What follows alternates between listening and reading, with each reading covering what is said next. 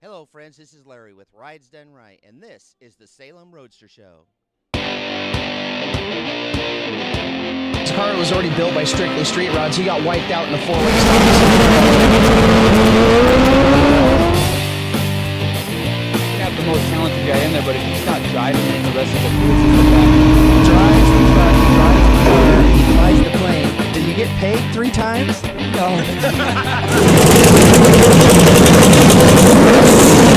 This show, top 5 in America.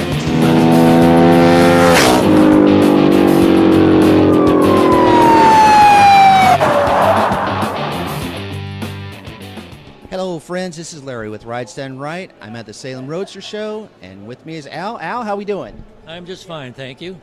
Well, I'm doing good. So one of the things that drew me to this truck was you see a motorcycle on the back of it, and you're going, well, why has the guy got a motorcycle on the back when he's out there pulling his load to go drop off at Walmart and make all of his deliveries?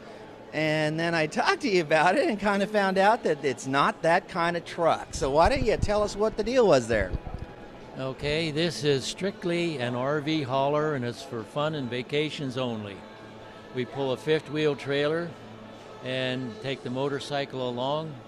We travel around the United States, go to scenic places, historic places, wherever we feel like going, and we ride the motorcycle on all the side roads, every back road that we can find, and I call it Yogi Berra traveling. Yogi Berra's old slogan was, if you come to a fork in the road, you take it, and that's what we do with the motorcycle. Man, that's like living the dream. I mean, that's something that I think all of us would want to do. So one of the cool things about the truck is that you put a hoist on it. I mean, all the ways that, I guess you got to try and figure to get it up that high. A hoist would seem like a reasonable thing if you could figure it out. How did you come up with that idea? Well, I've seen ramps and that sort of thing that you can buy on the internet or wherever, but I wanted to be able to load and unload the bike in any circumstance, regardless of how tight the quarters were, and do it in an RV park without detaching the truck, driving it out to a parking lot, unloading the truck, bring it back, so I can pick that motorcycle up, rotate it sideways, drop it right beside the truck, and all I need is 4 feet of clearance.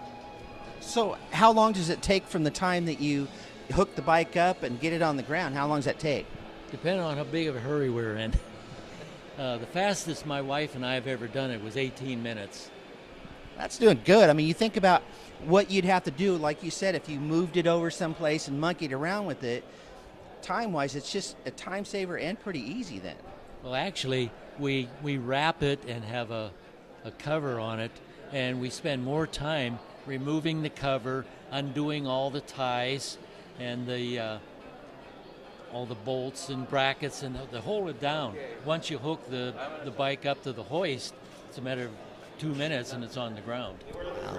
So one of the things right at the bat, it actually makes sense where when you get these big, fifth wheels that you'd want something big, but the assumption right off the bat then is that if you went out and got a semi to pull that you must be like in your career before you retired, you must have been like a long haul trucker. Is that kind of the deal, or what happened there?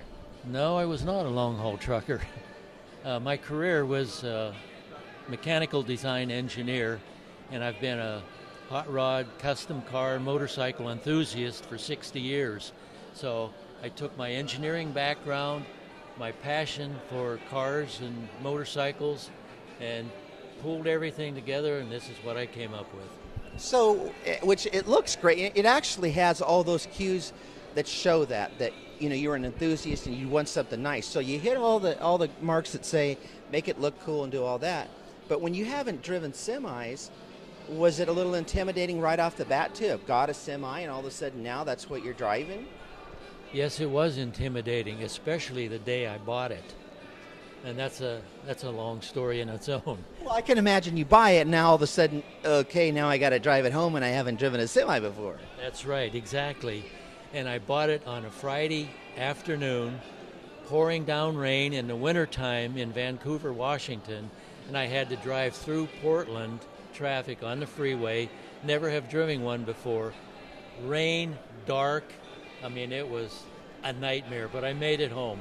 And I've been learning how to drive it for the past couple of years, and I'm getting pretty good at it by now. See, now that it's something to me that I bet when you get it on the road now, after having it for a bit, that you like it even more. Oh, I really enjoy driving it. I love it. I enjoy driving that truck as much as I enjoy driving some of my cars. It's just a different feeling. So does, your wife obviously goes with you. Does she ever say, well, Al, let me drive this thing? I mean, has she ever had the desire to want to drive it, or does she know you can have that? Never had the desire to drive it. I think that's how it'd be in my house. I don't know. It's kind of hard to say. Well, Al, we sure thank you for taking the time for us and giving us an interview. Well, thank you. I appreciate the compliment. You bet. Thank you, guys, and we'll see you next time.